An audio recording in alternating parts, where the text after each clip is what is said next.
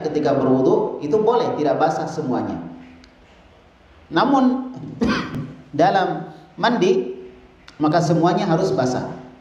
Semuanya harus basah. Jelasnya insyaallah. Jadi di sini tidak ada perbedaan antara antara orang yang lebat rambutnya, wanita yang lebat rambutnya ataupun tidak. Tidak ada perbedaan antara wanita yang panjang rambutnya ataupun pendek. Semuanya sama, harus membasahi seluruhnya dengan cara yang dia bisa lakukan. Walaupun tidak ada syarat bahwa harus melepas ikatan rambut, yang penting basah. Kalau dia mau lepas misalnya untuk lebih mudahnya, maka insya Allah itu tidak mengapa. Namun jika dia tidak melepasnya juga tidak mengapa. Ya, kembali kepada masing-masing wanita, karena inti dari mandi adalah membasahi tubuh mulai dari ujung rambut sampai ujung kaki dengan air. Taib. Wallahu a'lam bishawab. Ini yang kita pahami dari fatwa Al-Lajnah Ad-Daimah lil Ifta. Kemudian selanjutnya, pertanyaan selanjutnya, ma hukum masil mar'ati alal khimari inda wusliha minal janabah? Bagaimana hukum wanita mengusap khimarnya, mengusap jilbabnya dalam kondisi dia mandi. Dalam kondisi dia mandi. Jadi sebagaimana kita ketahui dalam berwudu, jika wanita tersebut kesulitan untuk mengusap kepalanya, maka boleh dia mengusap jilbabnya saja, bagian atasnya. Ya. Untuk jilbabnya saja. Baik. Nah, kemudian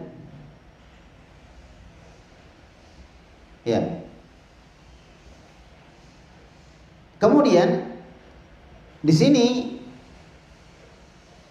ditanyakan pertanyaan ini kepada Syekh Abdul Aziz bin Baz, ketua Al-Lajnah Ad-Daimah lil Ifta pada masanya, pada masa beliau. Kata beliau, inna minal ma'lumi fi syar'i al-mutahhiri min kalami ahli ilmi annal masha alal hawaili min khuffin wa imamatin wa khimarin la yajuzu fil janabah bil ijma'i. Kata beliau, perkara yang sudah dimaklumi bersama di dalam syariat yang suci ini, yang suci ini, dari ucapan para ulama berkaitan dengan masalah mengusap penutup badan berupa khuf itu artinya sepatu, atau imamah, surban, ataupun khimar, ataupun himar artinya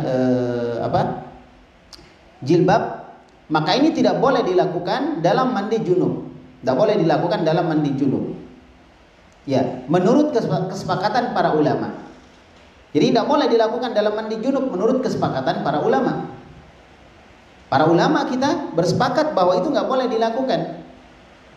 Nah, kalau ada seorang wanita mandi, lalu kemudian ketika dia mandi,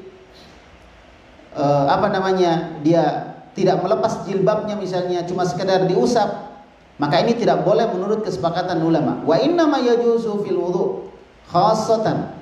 Dan ini hanya diperbolehkan dalam masalah berwudu saja. Jadi kalau berwudu boleh seorang wanita tidak melepas jilbabnya, dia usap bagian atasnya. Sebagaimana yang kita bahas di pembahasan sebelumnya berkaitan dengan masalah berwudu. Dan ini berdasarkan hadis Sofwan ibnu Assal radhiyallahu anhu, dia mengatakan, amarona Rasulullah sallallahu alaihi wasallam idza kunna musafirin alla nanza'u khufafana thalathata ayyamin wa layalihinna illa min janabatin walakin min ghaitin wa baulin wa naumin. Jadi berkata Sufwan ibnu Asal radhiyallahu anhu, kami diperintahkan oleh Rasulullah sallallahu alaihi wasallam jika kami melakukan perjalanan safar agar kami tidak melepas sepatu kami selama 3 hari 3 malam kecuali karena junub. Gitu. Jadi maksudnya gini, seorang yang melakukan safar, perjalanan, maka ketika dia berwudu, boleh dia tidak melepas sepatunya. Ketika dia berwudu, boleh dia tidak melepas sepatunya. Cukup dia mengusap bagian atas sepatunya saja. Itu kalau misalnya musafir. Berapa lama kalau musafir?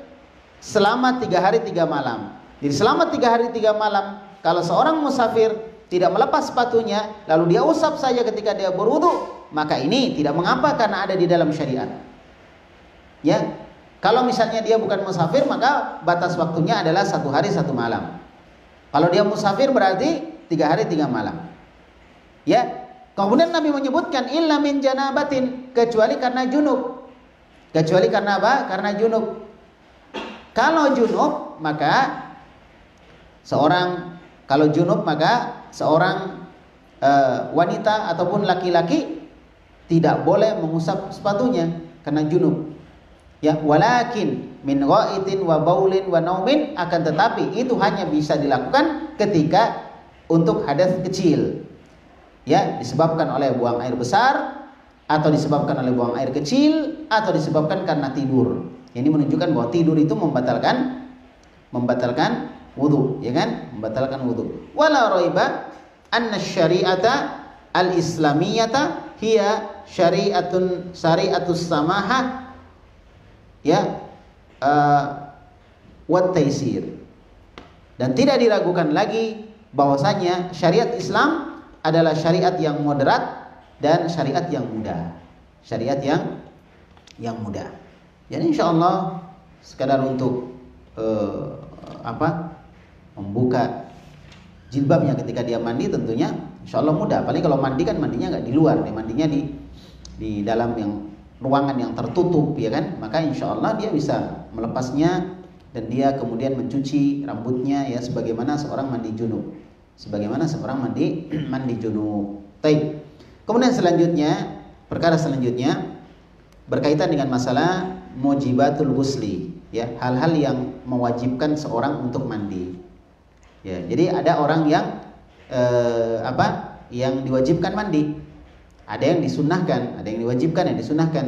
Nah, siapa sajakah yang diwajibkan untuk mandi? Ma mujibatul ghusli, apa perkara yang mewajibkan seseorang itu mandi. Jadi ada masalah-masalah yang mewajibkan seorang itu mandi. Nah, yang pertama disebutkan di sini mujibatul ghusli minha, di antara perkara yang mewajibkan seorang untuk mandi. Nah, gitu. Yang pertama, al-awwal inzalul mani bisyahwatin. Ya, inzalul mani bisyahwatin. Keluarnya air mani itu dengan syahwat. Ya, kalau dia keluar tanpa syahwat itu beda lagi, ya. Nanti keluarnya, ya, kalau ada yang keluar tanpa tanpa syahwat, ya, maka nanti dia masuknya ke al-wadi, ya, atau al-madi. Taib. Jadi keluarnya air mani dengan syahwat. Yaqdatan au manaman. Baik keluarnya itu dalam kondisi dia sadar atau dalam kondisi dia tertidur. Kita sudah membahas di pertemuan sebelumnya bahwa jika seorang tertidur lalu dia bermimpi dan keluar air mani, ya, karena mimpi basah atau ihtilam, maka orang tersebut wajib untuk mandi. Ya, wajib untuk mandi. Dan ini dilihat dari sisi ada tidaknya dia melihat air. Kalau dia melihat air maka dia wajib mandi, kalau tidak maka dia tidak mandi, sebagaimana disebutkan di pembahasan sebelumnya. Dan ini dijawab oleh Syekh Muhammad bin Shalih Al-Utsaimin. Jadi kata beliau, apabila dia air mani itu keluar dengan syahwat, sadar atau dalam kondisi terjaga ataupun dalam kondisi tidur, maka wajib mandi. Ya, lakinnahu fil manam yajibu alaihi al-ghusl. Ya, akan tetapi dalam tidur pun dia wajib untuk mandi. Wajib untuk mandi. Wa illam yahussu bisyahwah, walaupun dia tidak merasakan adanya syahwat. Nah, jadi keluarnya mani itu salah satu sebabnya karena adanya syahwat.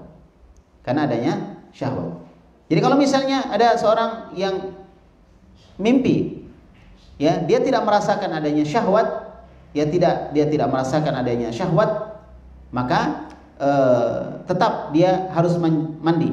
Tetap dia harus mandi dan dianggap dia sedang dalam kondisi junub, dianggap dia dalam kondisi junub. Li'anna an-naima qad yahtalimu wa la yahussu bi nafsihi. Karena kadang orang yang tertidur itu mimpi basah dan dia tidak merasakan keluarnya air yang mani tadi, dia enggak rasakan keluar karena dia sedang dalam kondisi tidur. Fa idza kharaja minhul mani bi syahwatin alaihi al-ghuslu bi kulli halin. Maka apabila keluar darinya air mani dengan syahwatnya, maka wajib dia untuk apa? Untuk mandi dengan berbagai kondisi, dengan berbagai kondisi. Baik. Nah, kemudian itu yang pertama, keluarnya air mani dalam kondisi apapun, kondisi dia tertidur ataupun dia tidak tertidur, ya, maka wajib untuk mandi. Yang kedua adalah al-jima. Yang kedua adalah berhubungan. Berhubungan suami istri mewajibkan mandi, keluar ataupun tidak keluar. Nah, beda kalau orang yang tertidur kemudian dia mimpi, maka dia nanti keluar baru dia mandi. Kalau dia nggak keluar, maka dia nggak wajib mandi. Tapi kalau jima, keluar nggak keluar wajib mandi. Jima, maka jima itu tidak dibahas masalah dia keluar atau tidak. Yang penting dia melakukan jima, berhubungan badan, maka wajib untuk mandi. Fa idza jama'a ar-rajulu zaujatahu, apabila ada seorang suami berhubungan badan dengan istrinya, wajib alaihil wuslu, maka wajib atasnya untuk mandi. Ya, wajib atasnya untuk mandi. Taib. Bi ayyuli jal hasyafata fi farjiha. Ya, ketika kehormatan seorang suami telah menyentuh atau masuk ke dalam kehormatan seorang istri, maka wajib mandi. Ini sudah dianggap sebagai jima dan tidak dihitung apakah dia keluar atau tidak. Keluar atau tidak. Faida aulaja fi farjiha al-hasyafa au ma zada fa alaihil ghuslu. Apabila sudah masuk hasyafa itu bagian depannya, kalau itu sudah masuk maka atau lebih dari itu, maka itu sudah dianggap wajib untuk mandi. Ya, wajib untuk mandi.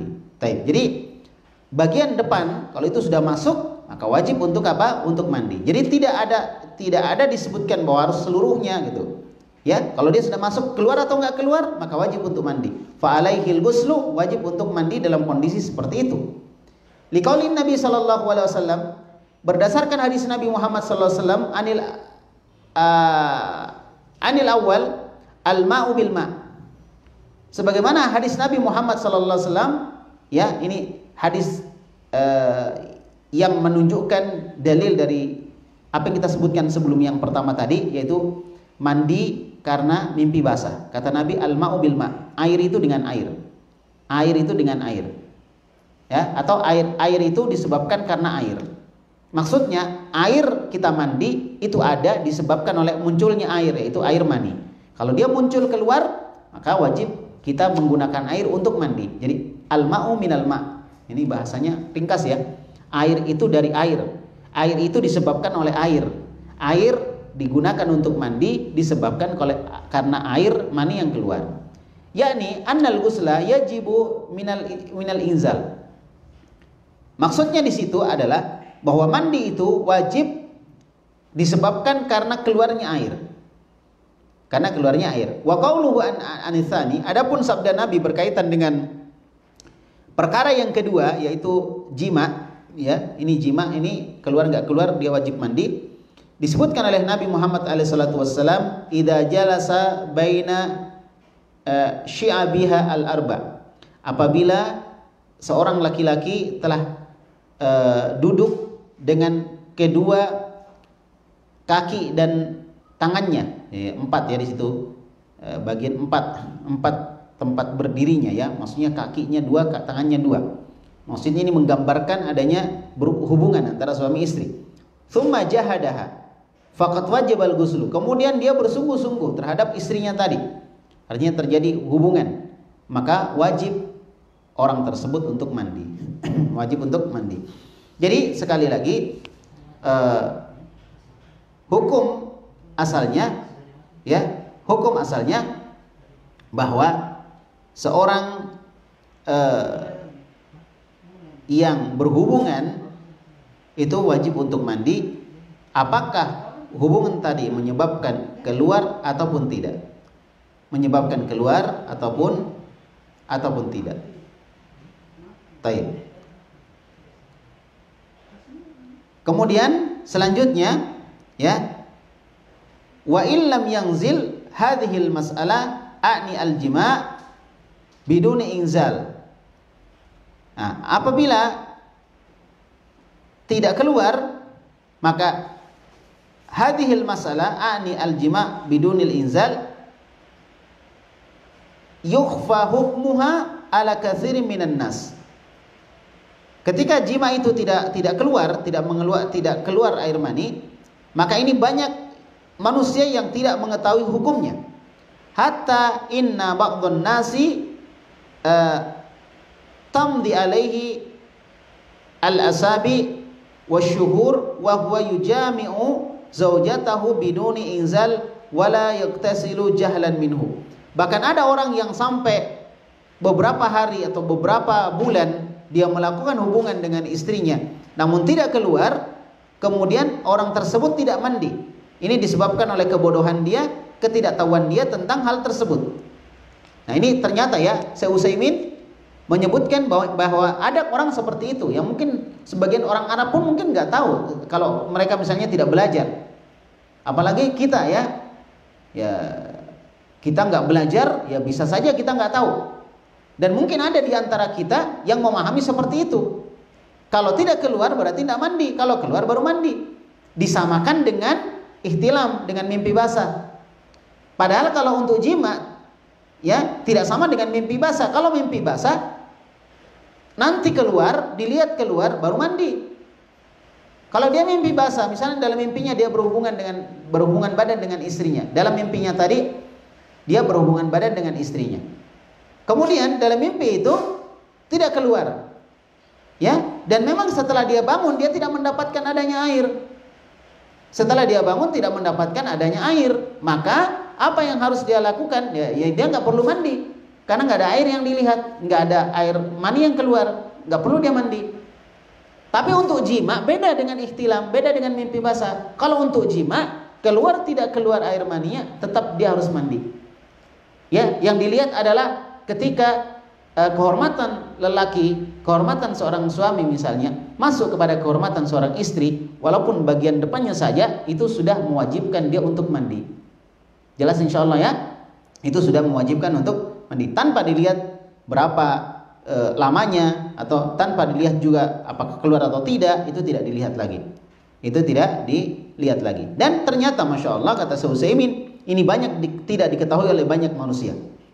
Banyak yang tidak mengetahui ini, sampai kata beliau ada sebagian orang yang sampai bertahun-tahun ataupun berbulan-bulan mereka atau dia berhubungan dengan istrinya dan menjadi ukuran dia adalah keluar atau tidak. Ketika keluar air mani maka dia mandi, kalau tidak maka dia tidak mandi. Nah, ini tentunya kejahilan, ketidakpahaman tentang agama, dan tentunya seorang akan dimintai pertanggungjawaban tentang apa yang dia lakukan, karena agama ini alhamdulillah tersebar di mana-mana. Sisa bagaimana kita memanfaatkan momen-momen kita untuk selalu belajar agama, ya, sehingga kita tahu hal-hal yang banyak orang tidak mengetahuinya. Kemudian wa hadza ya amrun lahu khatiratun, ya, dan ini adalah perkara yang berbahaya. Perkara yang berbahaya. Fal wajib ayya'lamal insanu hududa ma anzalallahu ala rasulih. Kewajiban seorang manusia, terkhusus seorang muslim, adalah mempelajari batasan-batasan apa yang Allah Subhanahu wa taala turunkan kepada rasulnya. Ya kan? Dia mempelajari tentang batasan-batasan apa yang Allah turunkan kepada Rasulnya. Artinya dia mempelajari tentang syariat, mana yang boleh dilakukan dan mana yang tidak. Ya, dan wajib setiap muslimah seperti itu. apalagi yang sudah berumur, ya kan? Maka jangan dia tidak mengetahui hal-hal yang harusnya dia ketahui. Baik. Terutama wanita. Wanita memang perlu ada taklim khusus wanita, khusus muslimah. Karena memang perempuan ini punya banyak masalah. Yang masalah-masalah itu kadang tidak dialami oleh laki-laki. Makanya wanita harus bersungguh-sungguh punya taklim khusus untuk dia. Dia bisa bertanya kepada gurunya tentang hal-hal yang berkaitan dengan masalahnya, sehingga tidak terjerumus ke dalam hal yang kita sebutkan tadi, kata Syekh Utsaimin. Ya kan? Di mana sebagian orang yang tidak tahu mereka ukurannya adalah keluar atau tidak keluar. Nah, ini kesalahan. Jadi ini berbeda antara jima dengan apa? Dengan ihtilam atau mimpi basah. Ya. Baik. Jadi ini bahaya sekali. Makanya hendaklah seorang belajar, benar-benar belajar. Manfaatkan waktunya untuk belajar. Di rumah belajar. Ya, di kondisi kita masih di dalam satu kondisi di mana kita punya waktu, gunakan waktu itu untuk belajar. Ada majelis-majelis ilmu, kita datang. Walaupun di kondisi sekarang ini berusaha untuk menerapkan protokol kesehatan, ya, semampunya yang dia bisa lakukan. Karena ada dalam kondisi-kondisi yang dimana seorang itu kesulitan untuk melakukannya, maka hendaklah bertakwa kepada Allah semampunya dia melakukannya dan bersungguh-sungguh untuk mentaati pemerintahnya dalam hal ini. Fa innal insana idza jama'a zaujatahu, karena sesungguhnya seorang apabila dia berhubungan badan dengan istrinya, wa illam yanzil, walaupun tidak turun, tidak keluar, wajib alaihil ghuslu wa alaiha, ya, maka wajib atas suami tersebut untuk mandi dan juga istrinya wajib untuk mandi. Jadi bukan cuma suaminya, ya, istrinya juga. Ya, jangan mengatakan, oh bukan saya yang mau suami saya, berarti suami saya mandi, saya tidak. Oh, enggak, semuanya mandi. Karena semuanya melakukan hubungan tadi, maka kedua-duanya harus mandi, baik suami maupun istri. Dan ini berdasarkan hadis yang kita telah sebutkan sebelumnya tadi. Jelas ya? Jadi Nabi cuma menyebutkan kalau ada laki-laki sudah berhubungan, ya, istilahnya Nabi, dia berdiri di atas keempat kakinya, maksudnya ada dua tangannya dan dua kakinya, dan laki-laki itu bersungguh-sungguh, maksudnya dia berhubungan dengan istrinya, maka hendaklah dia mandi. Nah, kemudian berkaitan dengan masalah tadi, masalah mimpi basah juga Nabi sebutkan, ya, al-ma'u bil ma'. Nah, mandi air itu disebabkan oleh air. Jadi kalau dia lihat air ketika dia mimpi ada keluar, ya, maka wajib dia untuk mandi. Nah, itu yang kedua. Jadi dua, ya. Satu, yang mewajibkan orang mandi adalah keluarnya air mani, ya, baik dalam kondisi sadar maupun tidak. Kalau dia sadar keluar, dia nggak sadar keluar, karena kadang-kadang keluar, ya, dengan syahwat keluar, maka wajib untuk mandi. Ya, ada orang membayangkan sesuatu kemudian dia keluar air maninya dan dia dalam kondisi syahwat, ya, keluar, maka karena air mani keluar dengan syahwat, ya kan? Nah, keluar maka dia wajib mandi. Yang kedua adalah berhubungan. Nah, sekarang yang ketiga, ats-tsalis, yang ketiga, min mujibatil ghusli, di antara perkara yang mewajibkan seorang untuk mandi adalah khuruju dammil haid wan nifas. Keluarnya darah haid dan darah nifas. Nah, darah haid dan darah nifas itu beda. Tapi keduanya menyebabkan hal yang sama, yaitu mandi. Darah haid disebabkan oleh kondisi haid wanita, dan nifas disebabkan oleh kelahiran. Ya, fa innal mar'ata idza hadat thumma taharat wajaba 'alaihal ghuslu. Karena seorang wanita apabila dia haid kemudian dia suci, maka wajib dia untuk mandi. Jadi kalau dia haid kemudian dia suci, wajib untuk mandi. Mandinya kapan? Kalau dia sudah suci. Apakah sebelum suci boleh mandi? Boleh, tapi tidak menghilangkan hadatsnya. Dia tetap berhadas besar. Jadi dia mandi seperti biasa. Jangan sampai kemudian mengatakan kalau wanita haid, misalnya haidnya 7 hari nggak pernah mandi. Nah, dengan anggapan, loh, ini kan syariat memerintahkan nanti dia suci baru mandi. Nah, nggak gitu maksudnya. Maksudnya mandi yang dimaksudkan di situ adalah mandi wajib, mandi junub, mandi janabah atau mandi haid. Itu yang dimaksud. Artinya kalau sudah suci mandi, itu yang dimaksud mandi itu. Adapun mandi setiap hari, menjaga kebersihan, ya, menjaga agar bau badan tidak menyebar kemana-mana misalnya, ya kan, maka dia harus mandi, ya, di setiap hari itu mandi, atau mungkin 2 hari kalau misalnya dia nggak bisa setiap hari, dia 2 hari, Intinya ketika bau badan sudah semerbak wangi ya, maka dia harus mandi ya, cepat-cepat dia mandi. Taib. Nah, ini tidak melihat apakah dia dalam kondisi haid atau tidak. Karena mandinya mandi biasa, bukan mandi wajib.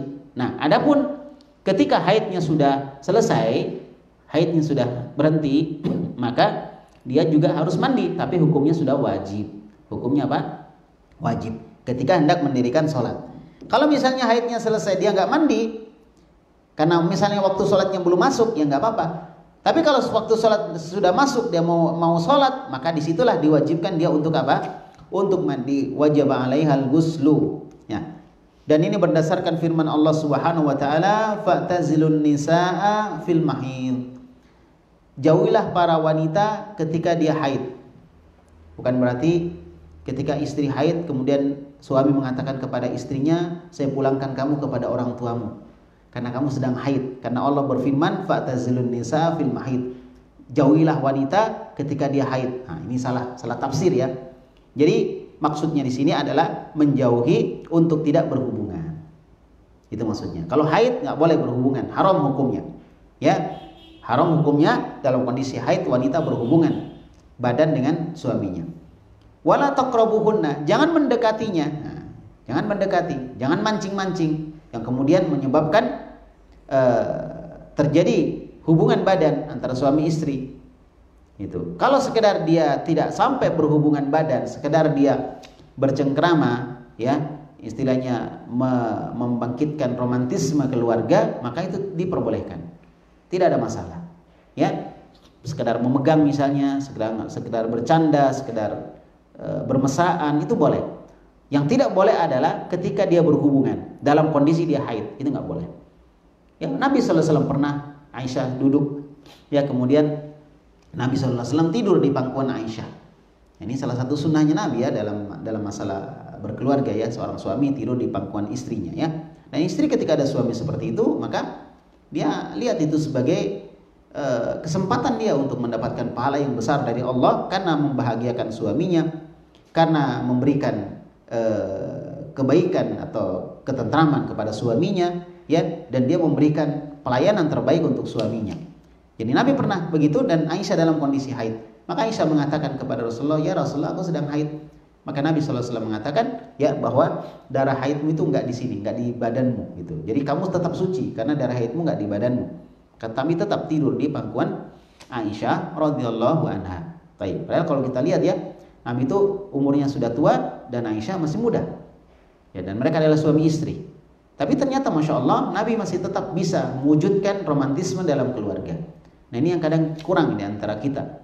Ya, dan ini yang membuat rahasia langgengnya keluarga Nabi Muhammad SAW, selain bahwa ada pendidikan agama di tengah keluarga beliau SAW, tapi juga bagaimana Nabi membina romantisme di dalam berkeluarga. Dan ini perempuan-perempuan muslimah harusnya tahu. Sebelum dia berkeluarga, dia pelajari bagaimana membahagiakan seorang suami, ya, bagaimana Nabi terhadap istrinya. Bahkan Nabi pernah SAW melihat air minum bekas Aisyah, diambil air minum gelas tadi yang bekas diminum Aisyah, dia cari di mana bibir Aisyah minum, maka Nabi juga minum di tempat yang sama. Nah, ini tentunya bagi seorang wanita sangat tersanjung sekali, itu diperlakukan luar biasa oleh suaminya. Taib, ala kulli hal di sini adalah maknanya, jadi Allah berfirman, jauhilah para wanita ketika dalam masa haid, jangan mendekatinya, ya, hatta yadhurna, sampai wanita-wanita itu suci. Maksudnya di situ adalah jangan berhubungan badan dengan mereka. Adapun sekedar seperti tadi yang saya sebutkan, Nabi pernah tidur di pangkuan Aisyah, bermesraan, ya, bercanda gurau, ya, mungkin berkejar-kejaran di rumah. Kemudian ya, apalah yang bisa dilakukan selama bukan bukan jima, maka itu diperbolehkan. Taib ya. Fa idza tatahharna fa'tuhunna min haitsu amarakumullah. Kalau wanita-wanita istri-istri kamu itu sudah suci, sudah bersih dari haid, maka silahkan kalian mendatangi wanita-wanita itu, kalian datangi istri-istri kalian dari sisi yang diperintahkan oleh Allah Subhanahu wa taala. Ya, artinya berhubungan di tempat yang wajar. Nah, termasuk yang dilarang di dalam agama, seorang suami berhubungan dengan istrinya lewat belakang, lewat pintu belakang. Ini enggak boleh. Ya, tidak boleh. Taib. Kalau dalam istilah sekarang disebut dengan apa itu istilahnya? Saya lupa namanya. Jadi seorang laki-laki berhubungan dengan istrinya tapi lewat duburnya. Nah, ini dilarang di dalam agama, nggak boleh. Jadi hendaklah kalian mendatangi istri-istri kalian dari arah yang diperintahkan oleh Allah Subhanahu wa taala. Innallaha yuhibbut tawwabin wa yuhibbul mutatahhirin. Sesungguhnya Allah Subhanahu wa taala mencintai orang-orang yang bertobat dan orang-orang yang mensucikan diri. Jadi kalau misalnya ada yang mungkin belum tahu, setelah dia tahu maka dia berusaha bertobat kepada Allah, kembali kepada Allah. Nah, kita ini manusia nggak akan mungkin bersih, pasti ada kesalahan yang kita lakukan. Maka kalau misalnya kita tersalah, terjatuh, kita nggak tahu hadisnya, kita nggak tahu larangannya. Misalnya ada seorang yang berhubungan ketika dia haid, dia nggak tahu bahwa itu nggak boleh dalam agama, dikira itu boleh, ya, karena dia ingin melayani suaminya sudah mungkin ngebet sekali suaminya, mau sekali. Nah, akhirnya dia nggak tahu kan, akhirnya dia layani suaminya dalam kondisi dia haid. Nah, setelah dia belajar dia tahu ternyata salah. Maka nggak apa-apa, yang dulu dia tinggalkan, dia bertobat kepada Allah. Lalu kemudian dia memperbaiki, dia sampaikan kepada suaminya, ya, supaya suaminya juga ngerti. Insya Allah, maka apa yang dia lakukan kesalahan tadi Allah akan maafkan. Ya, disebutkan innallaha yuhibbut tawwabin. Allah cinta dengan orang-orang yang bertobat. Ya, sehingga Nabi alaihissalatu wassalam bertobat kepada Allah dan beristighfar 70 sampai 100 kali dalam satu hari. Itu Nabi Muhammad. Karena Allah cinta dengan orang yang bertobat. Dan Allah cinta dengan orang-orang yang mutatahhirin, orang-orang yang bersuci. Nah, bersuci dalam mana yang umum? Bersuci dari hadas besar, bersuci dari hadas kecil, bersuci dari najis, bersuci dari kotoran, dan juga mensucikan hati dari kotoran-kotoran hati dan lain sebagainya, dari hal-hal yang bisa merusak hati kita. Kita bersuci dari semuanya, suci zahir dan suci batin, toharoh hissiyah dan toharoh maknawiyah.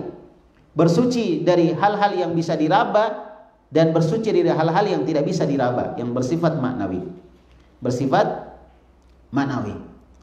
Taib. Kemudian wali amrin Nabi sallallahu alaihi wasallam lil mustahadhah, ya. Dan juga berdasarkan perintah Nabi kepada wanita yang istihadhah. Ini beda lagi nih. Jadi ada darah istihadhah, ada darah haid, dan ada darah nifas. Kalau darah istihadhah ya cukup dia mandi.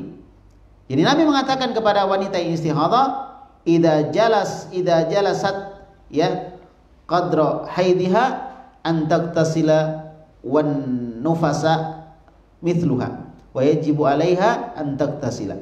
Jadi wanita yang istihadhah, misalnya gini, ada wanita istihadhah dan istihadhahnya itu lama, mungkin 1 tahun atau beberapa bulan dia istihadhah. Dia istihadhah 1 tahun atau beberapa bulan. Ya. Namun kemudian dia tidak tahu kapan waktu haidnya. Dia nggak tahu kapan waktu haidnya. Ya. Jelas ini dia tidak tahu kapan waktu haidnya. Maka kemudian bagaimana dia bisa mengetahui ini haid dan ini istihadhah? Ya. Maka Nabi sallallahu alaihi wasallam mengatakan wanita tersebut melihat berapa hari dia istihadhah. Dia melihat berapa hari dia istihadhah. Dan kalau apabila dia sudah tentukan harinya, misalnya dia di awal bulan, misalnya di setiap 7 hari dia haid ya, dia haid. Afwan ya, haid di awal bulan dia biasa haid dan 7 hari biasanya. Dan dia masih istihadhah selama 3 bulan. Maka dia hitung di awal bulan itu tanggal 1 sampai 7 itu sebagai darah haid. Dihitung sebagai darah haid. Jelas ya, dihitung sebagai darah haid. Nah, kemudian sisanya dihitung sebagai darah istihadhah. Sisanya dihitung sebagai darah istihadhah. Jelas insyaallah ya. Nah, seperti itu. Jadi Nabi sallallahu alaihi wasallam memerintahkan kepada wanita yang istihadhah itu untuk memperhatikan waktu haidnya. Nah, wanita nifas juga seperti itu, memperhatikan waktu nifasnya berapa lama. Ya, maka wajib bagi wanita tersebut setelah itu untuk mandi. Kalau dia sudah menentukan waktu haidnya, setelahnya kalau walaupun masih keluar darah, ya, maka dia katakan itu darah istihadhah, maka di saat itulah dia wajib untuk mandi karena waktu haidnya sudah selesai. Taib. Wasifatul ghusli minal haid wan nifas ka sifatil ghusli minal janabah. Dan tata cara mandi disebabkan oleh haid, keluarnya haid dan disebabkan oleh keluarnya darah nifas itu sama dengan mandi janabah, mandi junub, sama, nggak ada bedanya. Jadi nggak ada bedanya antara mandi junub dengan mandi disebabkan oleh haid dan nifas. Jadi ini sudah 3 tadi ya disebutkan Syekh yang menyebabkan mandi, diantaranya adalah keluar mimpi ya, dan dia melihat air keluar dari kehormatannya. Kemudian yang kedua jima, dan yang ketiga adalah adalah keluarnya haid nifas ya, haid dan nifas. Tapi adapun istihadhah tidak. Istihadhah tidak mewajibkan seorang untuk mandi ya. Baik. Jadi sifat atau tata cara mandi haid dan mandi nifas itu sama dengan mandi janabah. Illa anna ba'du ahli ilmi ya istahabba fi ghuslil haid an taktasila bisidr. Kecuali ada sebagian ulama yang mengatakan sunnah mandi haid ya dengan menggunakan sidr, dengan menggunakan daun bidara.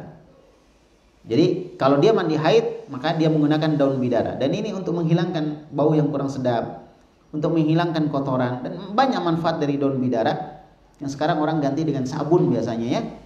Li'anna dzalika ablaq fi nadhafatiha wa tadhhiriha. Karena daun bidara itu paling tepat, paling bagus untuk membersihkan dan mensucikan. Iya. Wa dzakara ba'dul ulama aidan min mujibatil ghusli, dan para sebagian ulama juga menyebutkan di antara yang mewajibkan mandi adalah al-maut, meninggal. Ya, orang meninggal ya wajib mandi ya. Cuma karena dia nggak bisa mandi sendiri, maka dia dimandikan.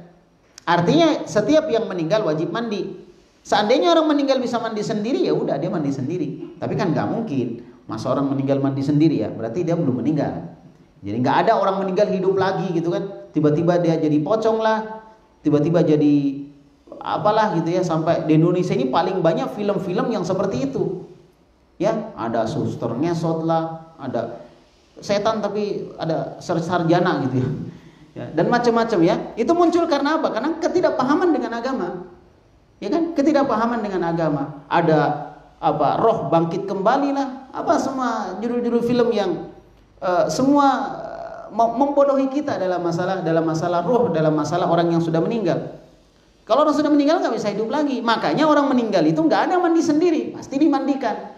Nah, oleh karena itu disebutkan oleh para ulama kita bahwa orang yang meninggal itu wajib untuk mandi, Nah, cuma ya itu tadi beda dengan orang mandi sendiri, dia dimandikan dengan tata cara, namun intinya sama, intinya sama. Ya, cuma karena dia meninggal ya, dia karena nggak bisa sendiri, maka misalnya kotorannya dia dimiringkan, kemudian ditekan perutnya supaya kotorannya keluar semua gitu, baru dibersihkan. Setelah itu baru dia dimandikan, mulai dari seperti orang mandi junub biasa, kepalanya dipakaikan dibersihkan, ya mungkin pakai sampo lah apa dan seterusnya sampai selesai. Jadi sama dengan orang mandi junub ya, cuma karena dia dimandikan maka beberapa modelnya itu kelihatan berbeda, padahal hakikatnya sama. Illa anna ba'du ahli ilmi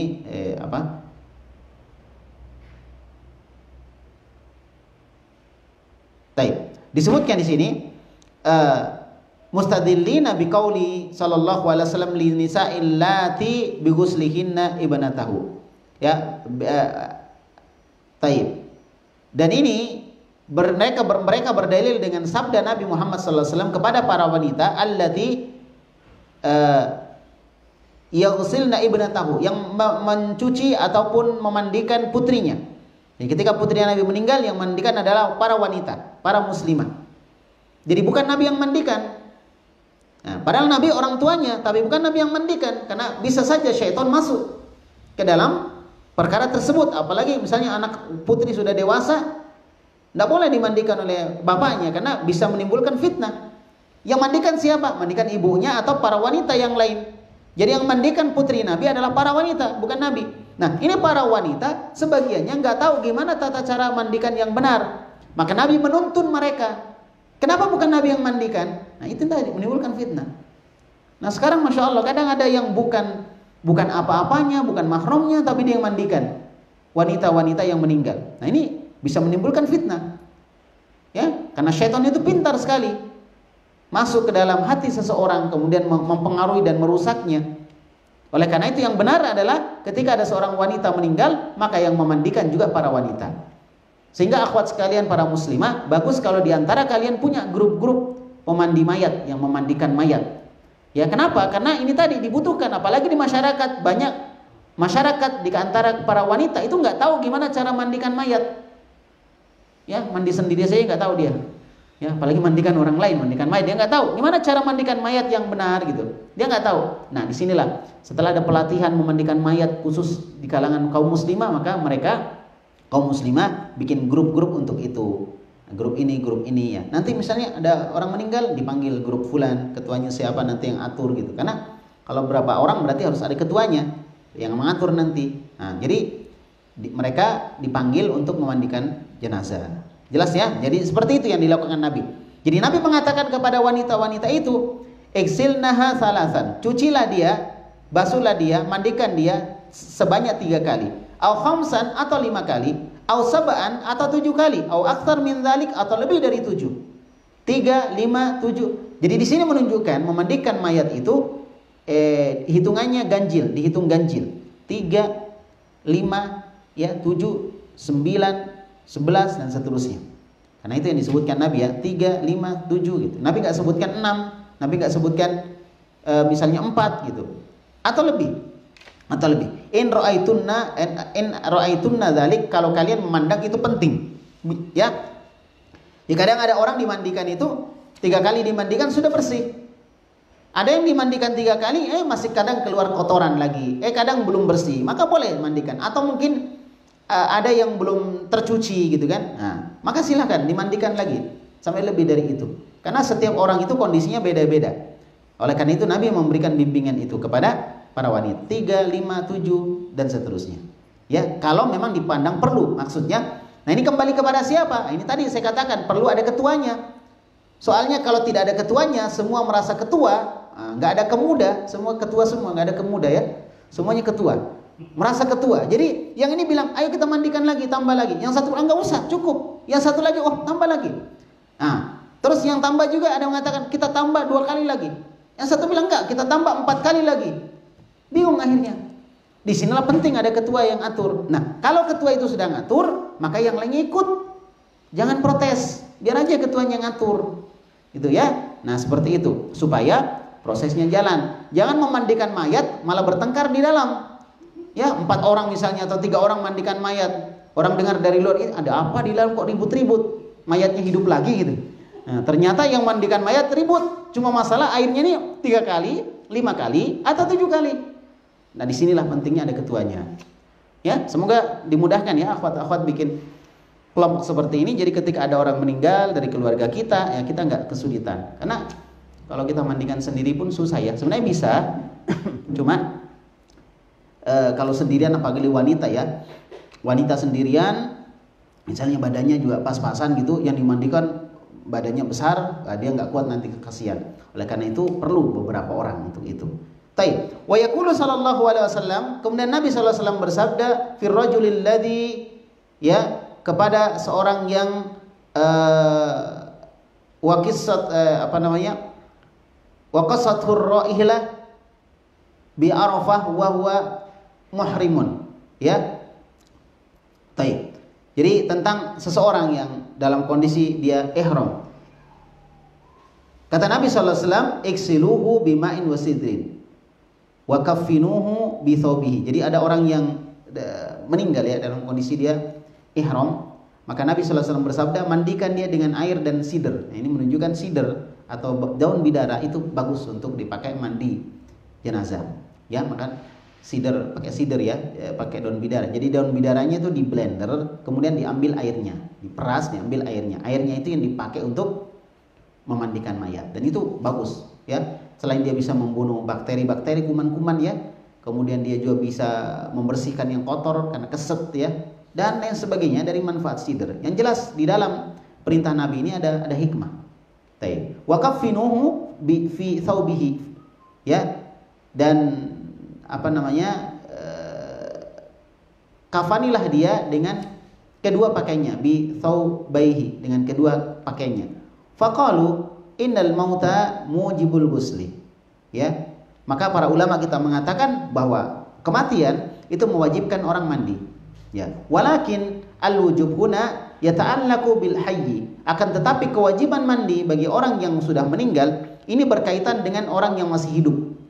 Karena tadi yang saya katakan bahwa orang mati nggak mungkin mandi sendiri, tapi dia harus mandi. Dia harus mandi dan tidak bisa mandi sendiri, berarti dimandikan.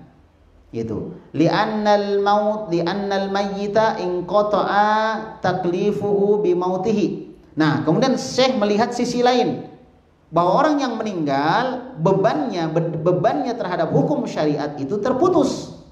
Nggak ada lagi beban kewajiban. Ini kan wajib mandi.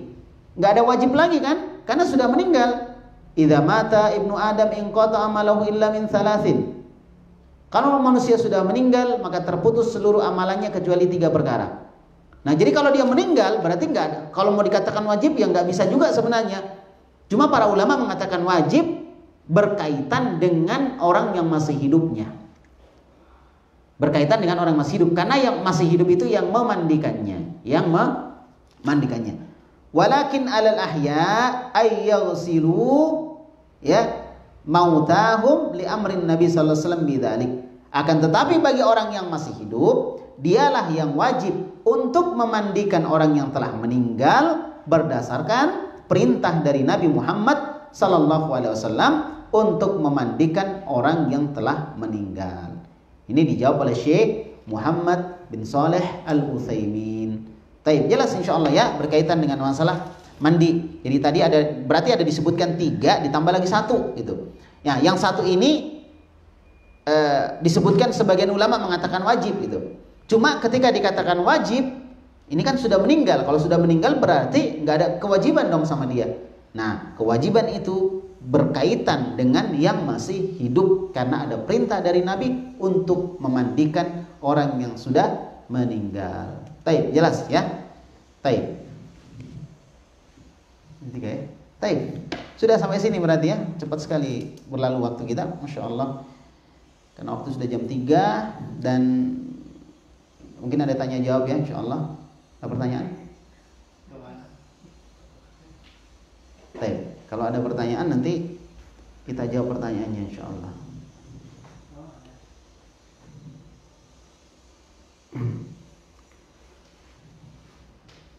Ya, ada pertanyaan masuk ya. Yang lain silakan dimasukkan. Admin kita lagi keluar kota, jadi kalau pas dikirim ke admin, alhamdulillah beliau kirim lagi ke saya ya. Nah, jadi kalau ada pertanyaan silakan disampaikan saya langsung. Ini asarnya jam berapa ya maksudnya? Jam berapa asar? 3.15. Udah mau ya? Dan saya masih ada taklim pada asar insyaallah di tempat yang lain. 3.20. Oleh karena itu ya udah kita jawab aja pertanyaan. Kalau ada pertanyaan silakan dikirim di admin yang sudah ada nomornya. Nanti insyaallah adminnya kirim ke saya ya. Baik, pertanyaan pertama, bismillah, apakah ada ketentuan berapa lamanya masa haid keluar yang bisa dipastikan bahwa ini darah haid atau darah istihadah? Karena kadang setiap jadwal haid itu berubah-ubah lama keluarnya. Kadang 3 hari, kadang 5 hari, kadang 10 hari. Ustadz, mohon penjelasannya. Ini dilihat pada kondisi aglabnya, kebanyakannya. Kalau seringnya adalah 7 hari, maka 7 hari itulah yang dijadikan standar. Nah, dari 7 hari ini kadang berkurang gitu, kadang lebih gitu, tergantung dari kondisi dia, dari kondisi keluarnya darah haid tadi. Oleh karena itu, bagi seorang wanita yang sudah yakin bahwa dia telah berhenti haid, maka dia harus mandi. Ya, dia harus mandi. Tapi ternyata nanti dia keluar lagi, enggak ada apa-apa. Karena awal asalnya dia tahu bahwa dia berhenti haid. Maka yang paling jelas menunjukkan bahwa haid itu berhenti adalah apa yang disebut dengan qusatul baydha. Qusatul baydha itu semacam cairan putih atau cairan berwarna putih yang keluar yang menandakan berhentinya haid. Yang menandakan seperti lendir ya, yang menandakan berhentinya haid. Kalau itu keluar menandakan berhentinya haid. Ya, cuma kadang seorang wanita kurang memperhatikan itu, ini sudah keluar atau belum. Sehingga dia nggak bisa menentukan ini haidnya sudah selesai atau belum. Tapi insya Allah nanti ya, mungkin ada pembahasan khusus masalah haid. Ala kulli hal, bahwa seorang melihat kebiasaannya. Dan setelah itu, ini dikembalikan kepada masing-masing orang, karena dia yang lebih tahu tentang kebiasaan keluarnya darah haidnya. Setiap orang itu beda-beda. Ya, kebanyakan ini memang 7 hari kebanyakan. Namun ada yang 5 hari, ada mungkin 10 hari, ada yang kadang dari biasa 7 hari jadi 10 hari. Maka itu dilihat kebanyakannya. Kalau keseringannya adalah 7 hari, maka 7 hari itu yang dijadikan standarnya. Wallahu a'lam bishawab. Ya. Baik. Kemudian apabila bismillah, apakah jika wanita sholat diwajibkan membuka atau menguraikan rambutnya, apalagi jika rambutnya panjang? Wallahu a'lam, ada beberapa pembahasan tentang masalah ini. Yang amannya dia uraikan, karena ini dianggap sebagai menahan rambut. Sebagian lagi menganggapnya tidak, ya sekedar mengikat saja, tidak menahan rambut. Maka sebaiknya dilepaskan, itu lebih keluar dari perbedaan pendapat. Kemudian yang kedua, ketika ada orang yang sholat kemudian terikat rambutnya, maka wallahu alam, saya tidak berani pastikan bahwa sholatnya batal. Ya, sholatnya tetap sah insyaallah, wallahu alam. Baik. Kemudian semoga Ustadz dan tim seluruh umat Islam selalu diberi kesehatan dan selalu dalam lindungan Allah, amin. Afwan Ustadz mau tanya, jadi anak haid itu biasanya 7 hari, tetapi akhir-akhir ini sudah kurang dari itu, ya. Anak biasanya menunggu selama 7 hari baru anak mandi. Bagaimana hukum Ustadz? Nah itu tadi kembali ke keyakinan seorang, berdasarkan ilmu yang dia pelajari dan juga berdasarkan kebiasaannya. Tapi itu tadi yang paling sangat menentukan sekali, kentara sekali bahwa dia haidnya berhenti, itu tadi yang cairan putih tadi yang keluar mengakhiri masa haid. Itu menjadi tanda bahwa haidnya itu telah selesai. Ya, telah selesai. Dan haid itu kadang keluar kadang tidak. Artinya orang yang tidak keluar darah haidnya tidak bisa dikatakan bahwa dia telah berhenti haidnya. Kadang berhenti. Oleh karena itu ditunggu sesaat, dilihat apakah dia masih keluar atau tidak. Ditunggu beberapa saat. Yang penting nggak melewati waktu sholat. Kalau misalnya dia nggak keluar, ya dia nggak keluar dan berhenti, ya udah dianggap bahwa dia haidnya telah selesai. Haidnya telah selesai. Wallahu alam bishawab. Adapun kalau misalnya dia sudah yakin berhenti lalu dia mandi, ternyata nanti keluar lagi, tidak ada masalah. Nah dia nggak tahu. Jadi kalau dia yakin berhenti nih, dan ternyata belum 7 hari sudah berhenti, ya berhenti, tidak keluar lagi darah haidnya, dan dia optimis bahwa perkiraan besarnya darah haidnya sudah berhenti dan dia sudah selesai dari haid, maka dia boleh mandi, dia boleh sholat. Nah nanti ketika dia sudah sholat 1-2 sholat kemudian ternyata haidnya itu muncul lagi, maka dia masih dalam masa haid. Nah kalau ini berkaitan dengan masalah puasa, maka dia harus mengganti puasanya selama 2 hari tadi, karena di 2 hari itu dia masih dalam kondisi haid. Kalau misalnya ternyata setelah 2 hari dia mandi keluar lagi darah haidnya, wallahu a'lam bishawab. Jadi ini kembali kepada masing-masing. Sekali lagi, yang paling penting adalah akhwat muslimah, hendaklah kalian belajar benar-benar tentang masalah darah haid, ya insyaallah. Wallahu a'lam bishawab. Kuasai betul. Ada hal-hal yang kalian tidak paham, kalian cari, tanyakan kepada ustadz, tanyakan kepada orang yang paham tentang masalah itu. Dan yang sangat miris sebenarnya dan sangat mengecewakan sekali adalah ketika ada seorang wanita muslimah di rumahnya tidak ada buku tentang haid. Miris, ya. Seorang ikhwan misalnya dia belajar agama, di rumah dia ada buku tentang haid, padahal dia nggak pernah haid. Ya wanita, masya Allah, dia haid, setiap bulan dia haid, tapi di rumahnya nggak ada buku tentang haid yang bisa jadi rujukan dia ketika ada masalah. Kalau perlu diperbanyak, sudah beli buku ini jangan puas, karena pendapat itu macam-macam, berbeda-beda. Ya, baca lagi buku yang lain, baca lagi. Setelah itu Anda melihat dari 2 pendapat, 3 pendapat itu, mana pendapat yang paling menenangkan hati Anda. Jelas ya? Karena kadang buku yang kita baca dari sisi pembahasan ini dia kuat di sini, tapi dari sisi pembahasan yang satu lagi, buku yang lain misalnya, pendapat yang lain lebih kuat, maka nggak ada masalah. Dalam masalah ini pegang buku yang ini, dalam masalah yang lainnya lagi pegang buku yang lain. Demikianlah orang belajar. Maka saya sarankan, saya anjurkan kepada wanita muslimah, terutama mereka yang benar-benar ingin mengikuti jejak salafus soleh, hendaklah kalian memiliki buku-buku tentang haid. ya tentang nifas, tentang istihadah. Sehingga pertanyaan seperti ini nggak perlu lagi ditanyakan. Ya, apalagi masalah-masalah yang seperti yang ditanyakan tadi, ini dalam buku-buku tentang haid itu dibahas semuanya. Insya Allah. Semoga Allah memberikan taufik kepada kita. Kemudian bismillah. Assalamualaikum warahmatullahi wabarakatuh. Waalaikumsalam warahmatullahi wabarakatuh. Afwan Ustaz mau bertanya di luar tema. Bagaimana hukumnya kita membuat pengajian di dalam rumah? Ya nggak apa-apa. Kan nasihat. Pengajian itu kan nasihat. Di dalam rumah kan ada masalah. Ya. Mau di mana, di lantai 2, lantai 1, lantai 3, nggak ada masalah. Yang penting dijaga batasan-batasan syariat. Kalau misalnya yang hadir adalah ikhwan dan akhwat, gimana dia memakai hijab, memakai tabir supaya tidak saling memandang, ya. Niatnya mau pengajian sampai di sana karena nggak pakai tabir, akhirnya pandang-pandangan, terjadilah apa yang misalnya diharamkan oleh Allah Subhanahu Wa Taala. Ya, jadi seperti itu, dijaga aja, dijaga batasan-batasannya, gitu kan. Tapi kemudian orang yang datang juga melihat, menjaga adab-adab bertamu, gitu. Jangan sampai sudah pengajian masih misalnya dia adalah ada rumah gitu, ada tuan rumah mau istirahat nggak bisa istirahat karena dia masih berbincang sampai lebih lama dari pengajiannya. Nah, pengajiannya misalnya 1 jam, dia berbincang sampai 2 jam setelah pengajian. Nah, ini tuan rumah mau ngusir juga nggak enak, gitu kan? Kuenya sudah habis, gitu. Mau ngusir nggak enak, tuan rumah sudah ngantuk sekali karena sejak malam mungkin ngurus pengajian karena nggak biasa ngurus pengajian. Mau kembalikan pengeras suara lah, apalah semua, akhirnya seperti itu. Ya, oleh karena itu barakallahu fikum, hendaklah seorang muslimah memperhatikan hal tersebut. Ya, ketika pengajian diperhatikan adab-adab. Kalau masalah di rumahnya nggak ada masalah, karena nggak ada kewajiban pengajiannya harus di masjid. Walaupun di masjid tentunya lebih bagus. Karena apa? Ada keutamaan orang berkumpul di masjid, membaca Al-Quran, saling mengajarkan Al-Quran, diberikan ketenangan, dilingkupi rahmat Allah, dilingkupi naungan malaikat. Nah, itu ada kalau di masjid, ya. Dan kita berharap di rumah juga mudah-mudahan Allah Subhanahu Wa Taala memberikan kebaikan. Intinya orang mau belajar di mana aja silakan, selama tidak ada larangan dari Nabi kita Muhammad Sallallahu Alaihi Wasallam. Bismillah. Assalamualaikum warahmatullahi wabarakatuh. Waalaikumsalam warahmatullahi wabarakatuh. Apakah boleh mengambil wudhu dalam keadaan tidak memakai apa-apa? Apakah ketika sholat bisa memakai mukena saja asal menutup semua aurat?